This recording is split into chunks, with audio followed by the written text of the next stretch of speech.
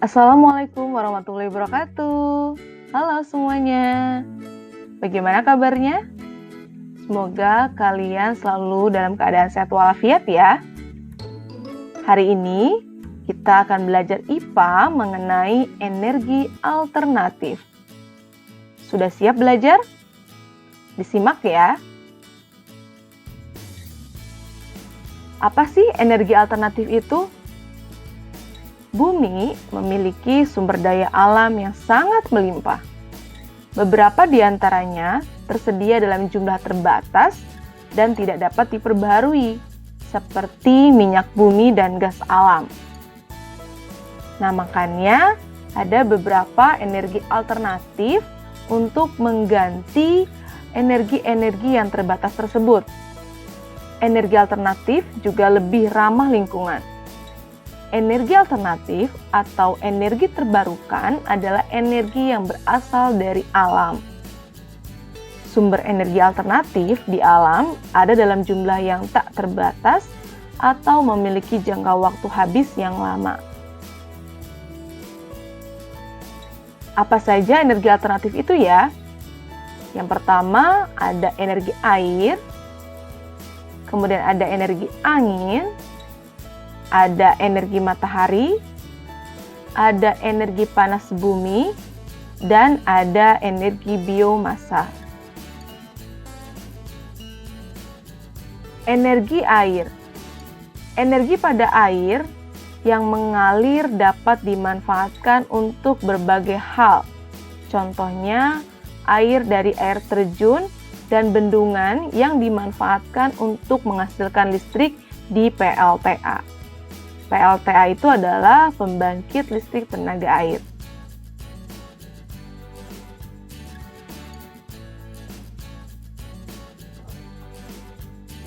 Selanjutnya, energi angin. Energi gerak dari angin dimanfaatkan untuk menggerakkan kincir atau turbin. Pada pembangkit listrik tenaga angin, angin dapat memutar baling-baling pada kincir pembangkit listrik tenaga angin atau bayu, yang disebut dengan PLTB.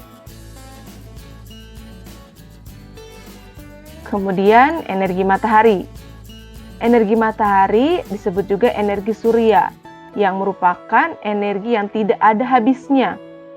Energi ditangkap oleh panel surya untuk selanjutnya energi cahaya diubah menjadi energi listrik. Sinar matahari digunakan untuk pembangkit listrik tenaga surya atau PLTS. Nah, di sini di samping ada gambar contoh panel surya. Sekarang ini sudah banyak rumah-rumah yang menggunakan panel surya sebagai sumber energi alternatif selain listrik di rumahnya. Selanjutnya, energi panas bumi. Energi panas bumi disebut juga energi geotermal. Energi panas bumi dapat berasal dari batuan panas dan sumber air panas bumi di pegunungan. Uap panas dalam bumi dimanfaatkan untuk memutar turbin. Turbin kemudian memutar generator pada pembangkit listrik untuk menghasilkan listrik. Berikut adalah salah satu contoh dari penggunaan energi panas bumi ya. Uapnya dimanfaatkan untuk memutar turbin. Selanjutnya, energi biomasa. Energi biomasa merupakan energi yang dihasilkan dari bahan organik atau dari makhluk hidup. Makhluk hidup di sini adalah contohnya kotoran hewan dan limbah pertanian. Sumber energi biomasa lainnya misalnya sisa-sisa tanaman jagung, kedelai, jarak, dan rami. Berikut adalah jenis energi biomasa yang digolongkan berdasarkan bahan baku dan cara pengelolaannya. Antara lain, yang pertama ada bioetanol. Bioetanol ini berasal dari tanaman seperti ubi kayu, jagung, ubi jalar, ataupun tebu. Bioetanol ini digunakan sebagai pengganti bensin. Selanjutnya yang kedua ada biodiesel. Biodiesel ini berasal dari minyak sawit atau minyak jarak atau minyak kedelai. Biodiesel ini digunakan sebagai pengganti dari bahan bakar diesel atau solar. Yang ketiga ada biogas. Biogas ini berasal dari kotoran ternak, seperti hewan sapi, kemudian kambing, ataupun kerbau. Yang keempat ada biobriket, berasal dari batok kelapa, sekam padi, kemudian arang sekam. Dan yang terakhir ada biokerosen, berasal dari minyak nabati seperti minyak kelapa. Berikut adalah salah satu contoh proses pembuatan biomasa, yaitu biogas, yang berasal dari kotoran ternak. Proses yang pertama, kotoran yang dihasilkan dari hewan-hewan ternak, contohnya sapi, kerbau, atau kambing, mengalami proses pembusukan yang menghasilkan gas metana.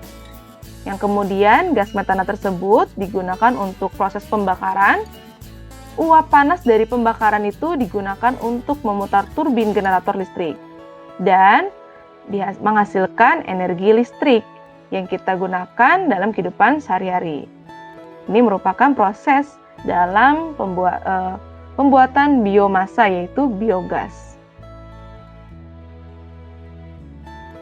Selanjutnya, selain dari biomasa biogas, ada lagi biomasa yaitu dari pemanfaatan buah jarak, yaitu bisa disebut dengan biodiesel ya. Indonesia itu memiliki berbagai macam sumber daya alam, salah satunya adalah tumbuhan jarak. Buah jarak menghasilkan minyak yang dapat digunakan sebagai bahan bakar. Minyak jarak merupakan sumber energi alternatif. Berikut adalah gambar contoh tumbuhan jarak. Pemanfaatan minyak jarak memberikan dampak positif bagi kegiatan ekonomi masyarakat. Banyak industri kecil mengolah buah jarak menjadi minyak gosok. Industri-industri kecil tersebut memberikan lapangan pekerjaan baru kepada masyarakat. Berkat tumbuhan jarak, masyarakat dapat memenuhi kebutuhannya. Selain tadi untuk minyak gosok, buah jarak juga digunakan untuk bahan bakar alternatif pengganti solar, yang bisa disebut kita biodiesel ya. Ternyata energi alternatif ini sangat bermanfaat sekali untuk masyarakat, untuk memenuhi kebutuhannya. Oke, baik, demikianlah penjelasan dari Ibu mengenai energi alternatif. Semoga kalian dapat memahaminya dengan baik. Terima kasih. Wassalamualaikum warahmatullahi wabarakatuh.